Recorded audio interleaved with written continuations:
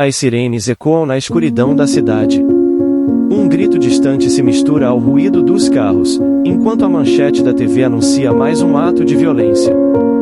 Famílias choram suas perdas, doenças devastam lares, e o mundo parece afundar cada vez mais na perversão e no caos. No meio desse cenário sombrio, uma pergunta ecoa na mente de muitos.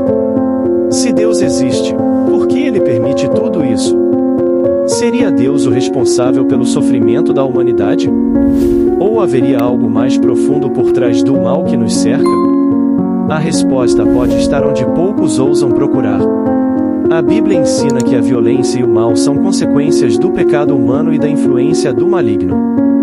Desde os primeiros capítulos da Bíblia, vemos que a violência surgiu como consequência da rebelião contra Deus. A terra estava corrompida à vista de Deus e cheia de violência. Deus olhou para a terra e viu que estava corrompida, pois toda a humanidade havia corrompido seu caminho sobre a terra. Nos dias de Noé, a violência era um sinal da corrupção humana, e Deus trouxe o dilúvio como juízo. Os seus pés correm para o mal, e se apressam para derramar sangue inocente. Os seus pensamentos são pensamentos de iniquidade, destruição e quebrantamento há nas suas veredas. O profeta Isaías mostra que o próprio homem escolhe caminhos violentos, e não Deus. E quanto a doenças que têm levado tanta gente? A Bíblia mostra que as doenças não vêm diretamente de Deus como uma punição arbitrária, mas são consequências do pecado, da condição caída do mundo e às vezes, de escolhas humanas. A doença e a morte entraram no mundo por causa do pecado de Adão e Eva. Antes disso, a criação era perfeita. Portanto, como por um só homem entrou o pecado no mundo, e pelo pecado a morte, assim também a morte passou a todos os homens, porque todos pecaram. O mundo inteiro sofre as consequências do pecado, incluindo doenças, catástrofes e morte. Fatores como má alimentação, vícios e falta de cuidado com o corpo também podem levar a doenças. Algumas doenças podem estar ligadas a comportamentos errados, mas isso não significa que toda doença seja um castigo. Aquilo que o homem semear, isso também colherá. Se a pessoa se alimenta mal, não cuida do seu corpo, deixa passar muito do peso, ou faz dietas muito agressivas. Se é isso que planta, o que espera colher? O cigarro, por exemplo, vem com imagens horríveis na embalagem, ilustrando o que ele pode causar. Muitos ignoram a imagem e continuam a consumir. Aí vem a famosa frase, Deus quis assim. Muitas pessoas dizem essa frase quando perdem um ente querido, mas será que é bem assim? Porque não tenho prazer na morte de ninguém, diz o Senhor Deus. Portanto, convertei-vos e vivei. Deus não deseja a morte de ninguém, mas o pecado trouxe a morte ao mundo. Aí alguém diz, e o Salmo 116:15, preciosa é aos olhos do Senhor a morte dos seus santos. Isso não significa que Deus quer que as pessoas morram, mas que Ele valoriza a vida, e acolhe aqueles que morrem nele.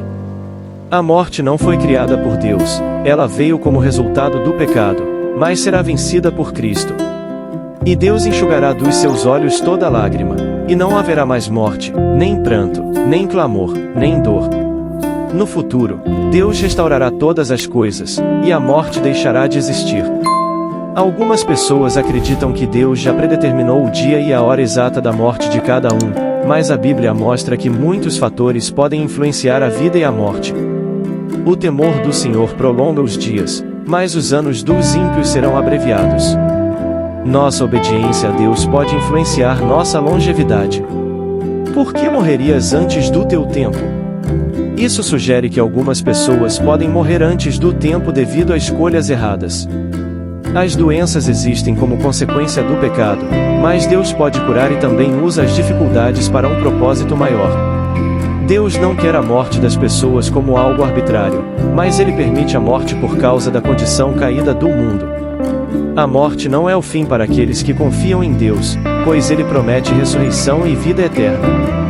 Quando um ente querido morre, em vez de dizer Deus quis assim, é melhor lembrar que Deus está presente para consolar e dar esperança.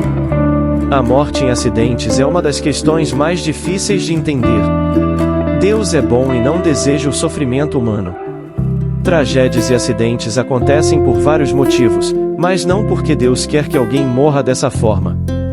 Muitas tragédias ocorrem por causa de erros humanos, imprudência ou negligência. Um motorista bêbado pode causar um acidente fatal. Uma construção mal feita pode desabar e matar inocentes. Um erro humano pode causar quedas de aviões, explosões ou outros desastres. Muitas tragédias podem ter origem espiritual, pois o diabo quer trazer dor e sofrimento à humanidade. Nem toda tragédia tem uma explicação fácil, mas Deus está presente para consolar os que sofrem. Esses eventos não são a vontade de Deus, mas sim consequências de escolhas humanas ou falhas naturais.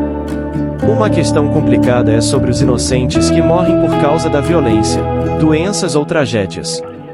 A Bíblia não ignora o sofrimento dos inocentes. Pelo contrário, mostra que Deus se entristece com o mal no mundo. Os inocentes que sofrem ou morrem não são esquecidos por Deus. Ele tem um plano para restaurar todas as coisas e promete justiça para aqueles que foram vítimas da maldade humana.